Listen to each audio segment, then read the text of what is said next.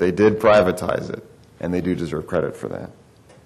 Since the early days of the Internet's ancestor, the state-run ARPANET, network management and Internet governance initiatives have migrated further away from government regulation, not closer to it. This evolution away from government intervention has been the most important ingredient in the Internet's success. Since the birth of the Internet, the conflicts caused by the natural tensions between software developers and the owners of the networks that deliver that software to consumers have been resolved by nonprofit, non-governmental Internet governance bodies. These collaborative entities, such as the Internet Engineering Task Force, are comprised of volunteer engineers, academics, and other technical experts who act in their individual capacity and not on behalf of their employers. They are able to analyze highly technical and complex engineering challenges in Internet time very quickly, and they have never failed to resolve an issue. The government simply cannot match such a track record. An important fact to note is that although I have the highest regard for each of my commission colleagues, not one of the five of us is an engineer. When it comes to resolving complaints and rulemakings, we are bound by constitutionally mandated legal procedures that consume long periods of time. In light of all this, do we really want lawyers and unelected bureaucrats running the Internet? Furthermore, before the FCC imposes new regulations on the Internet, it should remember just how closely the international community watches what we do. While participating as part of the U.S. government delegation to the International Telecommunications Union's conference in Geneva in October, several foreign regulators told me that they, or their international counterparts, are waiting for the U.S. to assert more government authority over the Internet to justify an increased state role over the Internet's operations in their countries. Let us not lose sight of the fact that foreign governments may have a definition of the public interest which is far different from ours. Even if the FCC's intentions are pure, their motives may not be.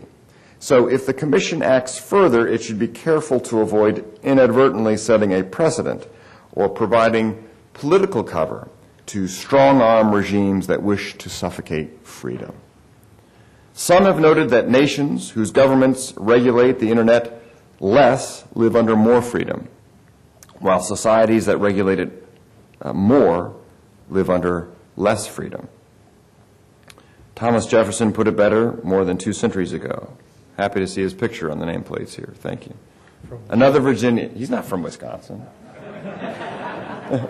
Enough. Okay, so you beat Duke. All right, but I'm not going to go with that. Jeez. He said a long time ago, and this quote becomes more relevant every day here in Washington, quote, "A government big enough to supply you with everything you need is a government big enough to take away everything that you have.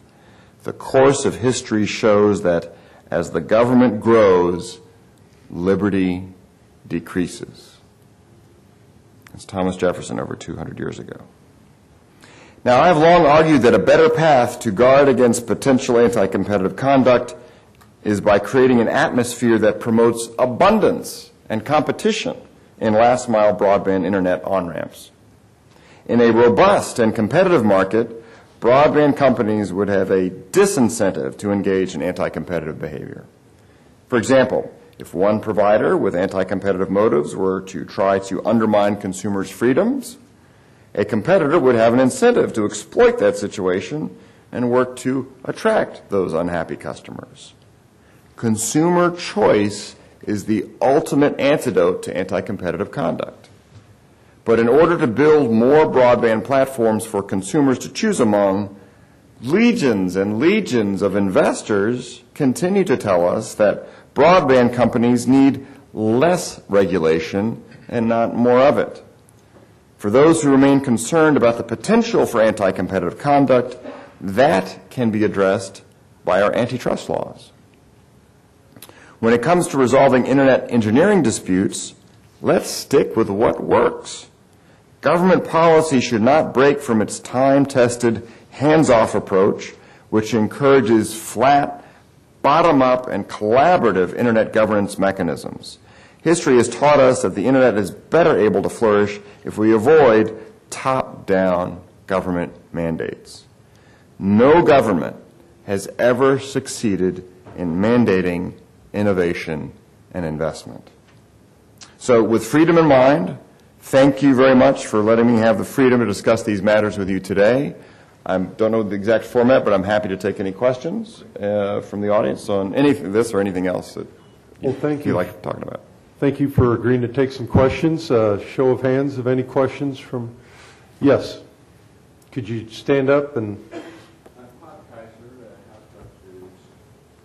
Though I agree and respect your discussion on fewer government intervention, less government intervention in business, there is something that I think maybe government could do to help us solve one problem on the Internet. It's a sensitive topic, and I agree with the right of our First Amendment of freedom of speech. Much of the Internet use is inappropriate for children and for adults as well. If I want cable TV, I can purchase what I want in blocks, and if I want basic, I can get basic. If I want other things, I can purchase additional programming over the cable. I understand that the technology is there, that we can get clean Internet into our homes if that's what we desired. Is there anything that you can do to help facilitate people who want clean Internet in their homes? Excellent question. And you know, as the father of 3 young children, I share that. And so, you know, the first and last line of defense, of course, should be parents. And you know, for instance, we have one computer, internet connection in the house. We have it in a place where mom and dad can always see what's going on. I have a 10-year-old, an 8-year-old, and a 2-year-old. So far with the 2-year-old, you know, that's not an issue, but with the 8-year-old and the 10-year-old, we're getting there. So, but sometimes that's not enough. And I'm an FCC commissioner and all, but I'm going to be a slow adopter, a late adopter for giving them a wireless device. As much as I love wireless, I think we'll give them something at some point that's very limited in what they can do. But the FCC does not have the statutory authority to govern or regulate Internet content. So we simply can't do that. That's done, so child pornography and other illegal content such as that is governed by, regulated by the U.S. Attorney's Office and Department of Justice.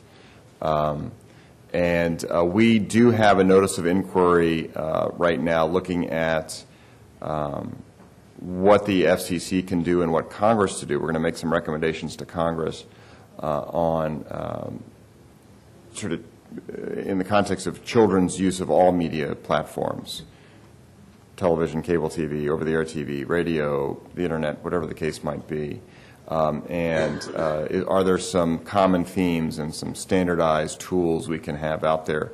And also, we did present a report earlier this year on talking about some of the new technological tools that parents have in their hands, and there are a lot out there. So while there's more peril out there, there are also a lot of tools out there. I think this is going to be I think you and I, when we meet up again in 10 years, might have the same actual dialogue because as these new tools are invented, there will be ways around that as well. And so it's going to be a constant iterative process. That, you know, one of the great benefits of the Internet, as well as some of the peril of the Internet, is that it's very easy to hook up to it and have your content out there for the world to see. And when it comes to protecting children from harmful content, that's a growing concern, not only in this country, but in the international community as well. The International Telecommunications Union that I talked about earlier, where I was in Geneva in October, has a whole task force dedicated to just this. One of my former colleagues, Commissioner Debbie Tate from Tennessee, has been spearheading that as well. So it's going to be an ongoing effort. We all need to remain vigilant, and Congress may act on this as well.